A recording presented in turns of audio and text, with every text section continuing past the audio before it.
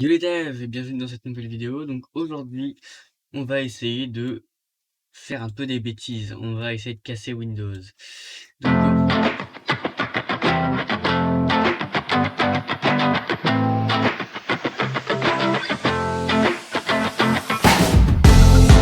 ok, on se retrouve sur Visual Studio Code pour vous montrer un peu les programmes que j'ai fait. Alors, il y a le premier, il est assez basique. Je veux voir ce que ça fait si on ouvre un max de fenêtres.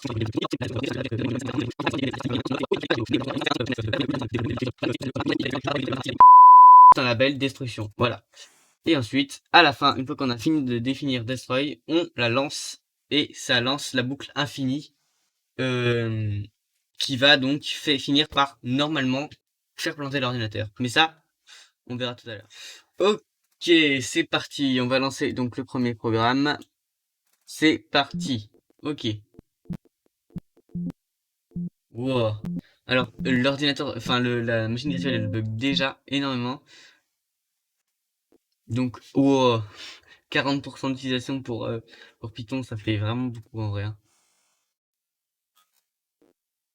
Wow, wow, plus rien ne marche. Voilà, ça répond pas.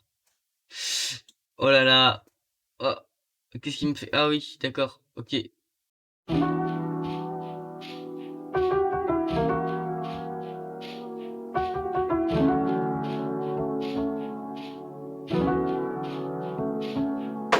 Ok, bon, je pense que ça fera pas beaucoup plus que juste mettre la RAM en PLS.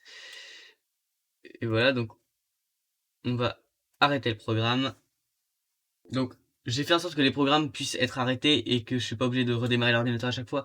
Enfin, la machine virtuelle à chaque fois parce que ça risque d'être embêtant sinon. Donc, voilà. On va passer au programme 2.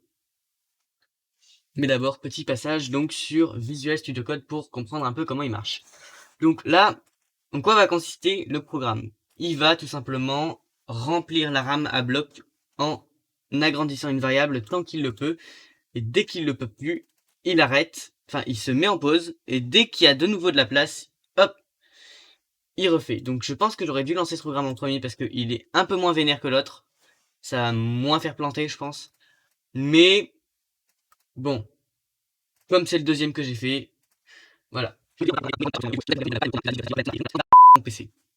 Ok, donc on va tout de suite tester ça sur la machine virtuelle. Ok, de retour sur la machine virtuelle. On exécute proc 2. Donc là, évidemment, mémoire destruction. Et normalement, là, ça devrait vite. Déjà, il y a un truc, c'est qu'il consomme beaucoup plus de performance processeur. Enfin, beaucoup moins, pardon. Mais vous voyez, la RAM, là, il commence à augmenter petit à petit, petit à petit. Voilà. Et ça va vite monter. Et normalement, Windows devrait l'empêcher d'aller plus loin que le maximum pour se réserver un peu de RAM au cas où.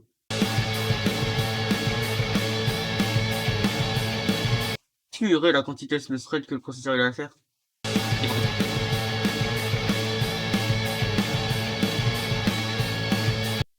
Attendez, je me suis dit, vu que la machine virtuelle, elle a bien de la RAM quelque part, je me suis dit, est-ce que ça prendrait pas aussi de la RAM sur mon PC? Donc on va regarder ça tout de suite. Et beaucoup de RAM utilisée, mais est-ce que c'est VMware? Non, ça n'a pas l'air. On va trier par... En fait, je pense que la RAM utilisée par VMware est pas visible dans le gestionnaire des tâches. C'est pour ça qu'en fait, on voit une grosse quantité de RAM utilisée, mais pas l'application qui l'utilise.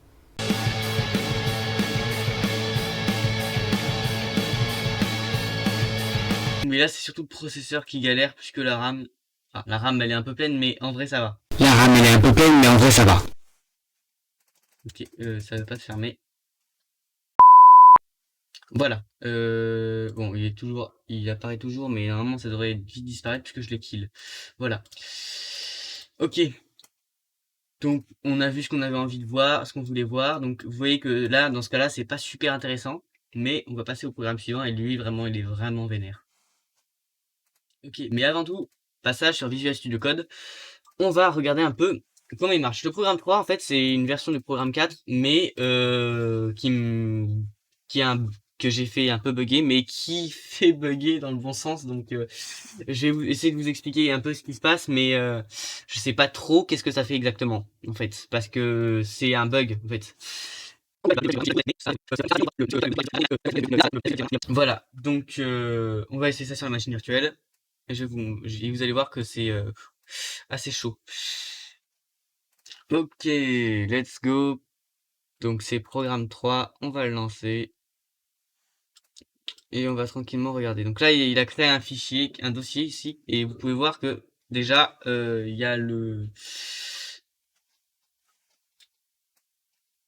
Donc en fait, tant que vous n'êtes pas sur... tant que vous n'êtes pas trop sur l'explorateur du fichier, ça va. Mais dès que vous allez commencer à être sur l'explorateur du fichier ou à lancer des applications, comme ici, là j'ai essayé de lancer Microsoft Edge, il a rien fait du tout. Parce que justement, en fait, ce que ça fait, c'est que ça écrit tellement vite les fichiers, sachant que les fichiers, donc écrire des fichiers, c'est quelque chose qui consomme vachement de puissance, hein. Enfin, c'est une opération lourde et qu'on peut pas faire aussi rapidement que ce que je fais et surtout aussi simultanément que je fais. Parce que là, il y a toujours le même système qu'avant. Ça veut dire que à chaque fois, un thread va en ouvrir deux autres, qui vont en ouvrir deux autres, qui vont en ouvrir deux autres. Ce qui fait qu'en fait, ça devient vite le bazar. Voilà, donc vous voyez, le disque dur, il est quasiment pas utilisé. Par contre, le processeur, il est en totale galère. Ça, c'est le début de la fin. Euh...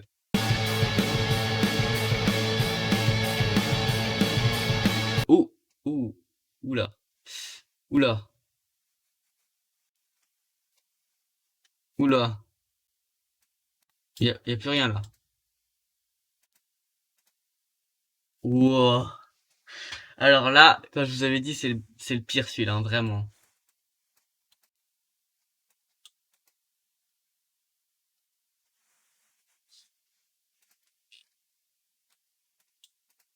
Au secours.